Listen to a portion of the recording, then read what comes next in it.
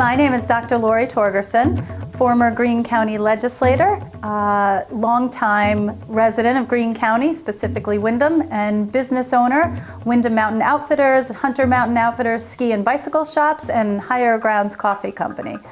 As far as my involvement with the jail, it goes way back. I have a PhD in criminal justice and worked for many years, actually almost 2 decades, in criminal justice in a variety of different capacities in the state, most recently as the director of reentry. So I oversaw everything having to do with people returning home from prison into the community.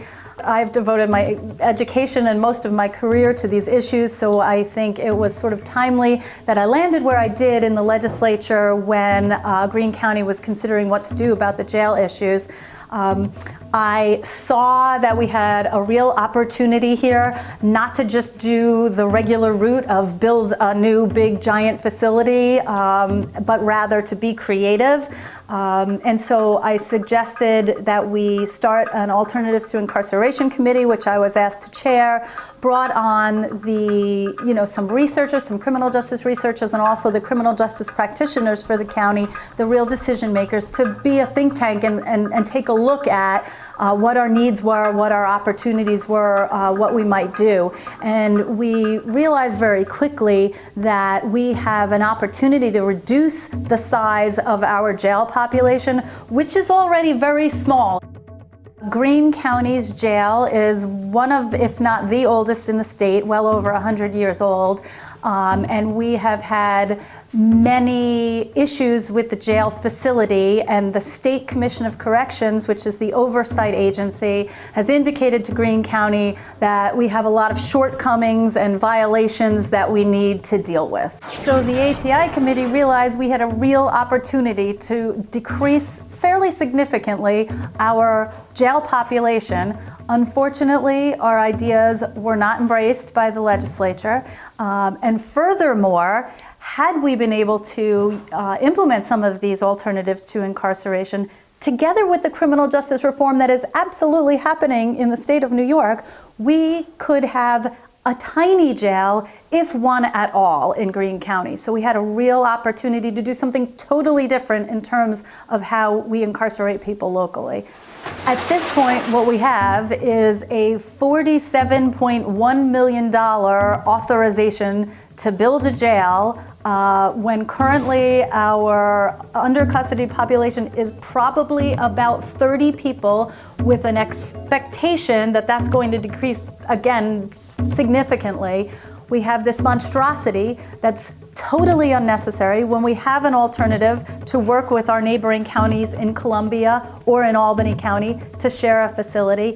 And we have no idea what our operational costs are going to be each year. We have an expectation they're going to grow. Right now, and most people don't know this, during my tenure, our operational costs for corrections were $5.6 million a year.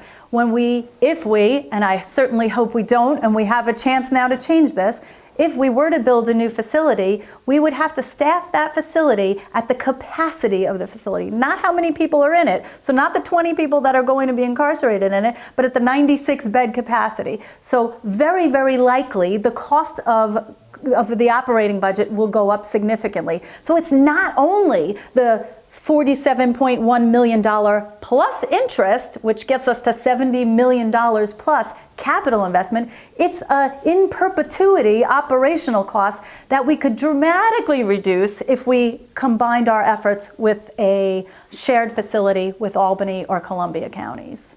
I don't think that people really fully understand what the impact of a $70+ million facility over 30 years will have on this county. Never mind, again, the operational costs. And for me, it's not only the impact on taxpayers, but it's also the impact on potential future folks trying to come to move to Greene County and live in Greene County, being discouraged by the choice of investment into, a $70 million facility instead of other opportunities for real growth. And I think that's the key here. In addition to the cost to the taxpayer, it's an incredible missed opportunity. What would you do if you had $70 million to make this county County better? Would you be investing in a jail to lock up 20 people? I think that the public believes that the jail is a jobs creation program. There are very few folks employed in the jail.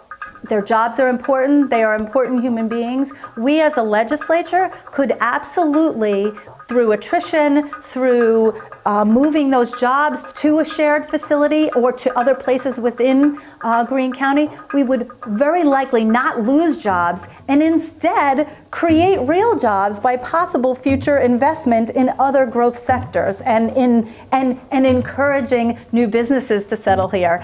Small business is who employs many people in our county, and so if we can encourage more through smart investment instead of wasteful spending, we can actually create jobs. So it's kind of counter to what I think people think in terms of, that the jail is the job creator. Really not. I'd like to speak to another misconception that I've heard a fair amount, and that is this notion that it's actually less expensive to have a jail and it's costly to board folks out.